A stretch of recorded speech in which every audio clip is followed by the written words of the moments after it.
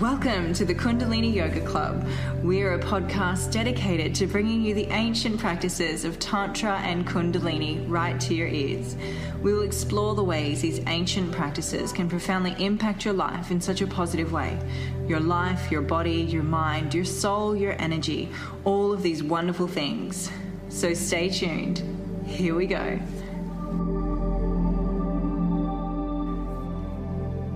Welcome. Today we'll be talking about Yoga Nidra. Yoga Nidra translates to psychic sleep, and this is actually one of my favorite types of meditation to practice. It's a state of sleepless sleep where we're on the borderline between being awake and asleep. It's a state of inner awareness that connects the subconscious and higher consciousness. You listen to a specific set of instructions which will take you into this deep state.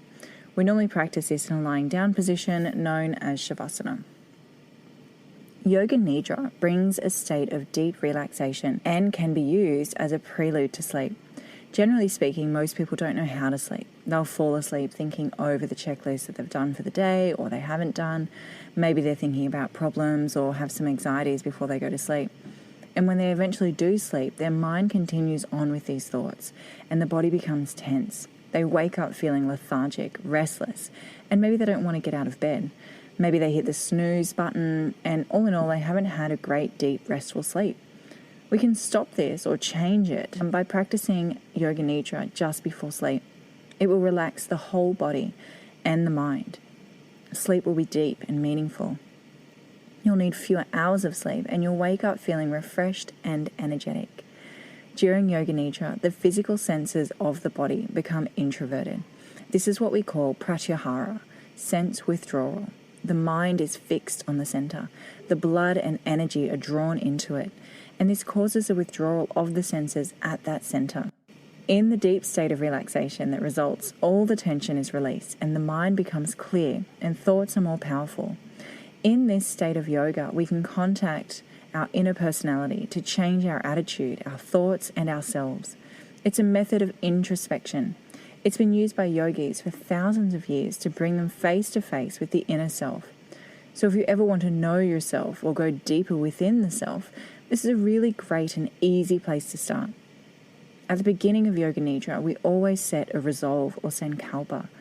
This is like an intention. It should be something that's really important to you, something short, but something of significance that you can embed into the subconscious.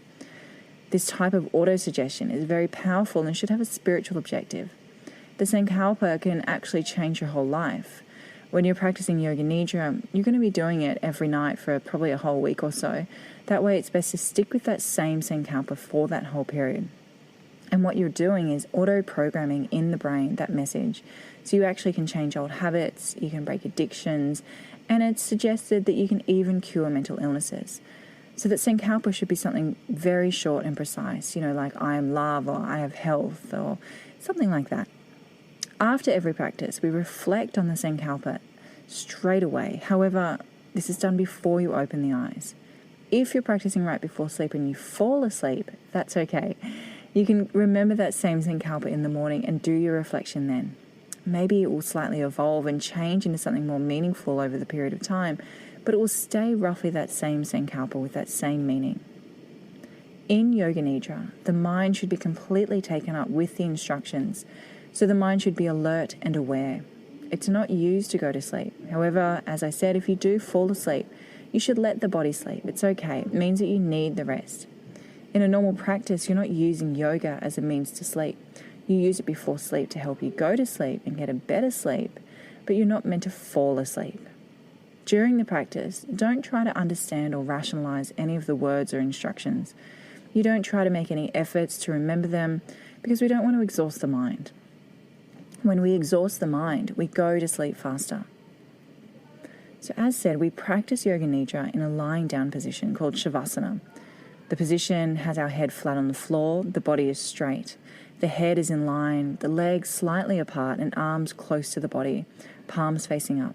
If this is not comfortable, you can change the position. Maybe you have the hands resting on the body, maybe you have the hands underneath the buttocks or something like that. And if you need a pillow for the head, then you need to get one and make these minor adjustments. It's fine to do that. You want to be comfortable. I'll take you through the different stages of Yoga Nidra. So there's around 7 different stages, and each Yoga Nidra that is practiced will follow these stages. So the first one is a resolval sankalpa will be made. So this is where we set that intention. The second stage is breath awareness. Third stage is rotation of consciousness. This is where we move through all different parts of the body. So this is done in a specific order that is normally not changed. So the subconscious becomes used to this order. You'll find that when we practice Yoga Nidra together, that it's the same order that we do things in. The mind should move quickly from part to part, as it said, but we're not fixating on any one part of the body. We then move into part 4, which is a recollection or awakening of feelings. Then we have conceptual awareness of the psychic centers and psychic symbols. These are usually rapid visualizations, or maybe there's different visions and experiences. This does change between different Yoga Nidras.